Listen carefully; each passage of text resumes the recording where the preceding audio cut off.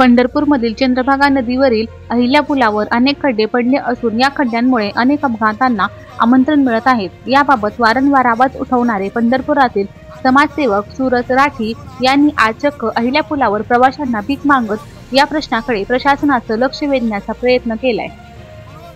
आज अशा पद्धतीने मी या ठिकाणी अधिकाऱ्यांचं स्वागत करतोय की तुमच्याकडे पैसा नसेल, अहिल्या पुलावरती पडलेले खड्डे पुसवण्यासाठी तुमच्याकडे निधी नसेल किंवा तुमच्याकडे यंत्रणा नसेल, या अशा हलगर्जीपणामुळे अनेक लोकांचा बळी चाललेला आहे। मागच्याच 15 दिवसामध्ये आपल्या गणेश विसर्जनाच्या वेळीस याच पुलावरून एक मोटरसायकलवाला पावसाच्या वेळीस त्याला खड्ड्याचा अनुभव आला नसल्याने तो पाण्यामध्ये पडून त्याचा मृत्यू झालेला आहे। माझ्या अधिकाऱ्यांना विनंती आहे, तुम्हाला भीक मागून मी पैसे देतोय का तर जनतेचे होणारे हाल हे कुठेतरी थांबले पाहिजे, म्हणून हे भीक मागून मी तुम्हाला पैसे आणून देतोय।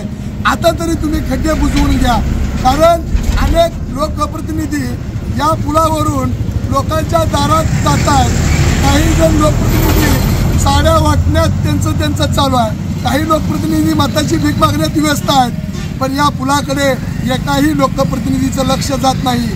पंढरपुरातलेच नव्हे, माढा मतदारसंघातले अनेक लोकप्रतिनिधी आहेत, पंढरपूर मतदारसंघातले अनेक लोकप्रतिनिधी आहेत, अनेक साखर सम्राटाचे चेअरमन आहेत, तरी त्यांचं लक्ष या पुलाकडे जात नाही।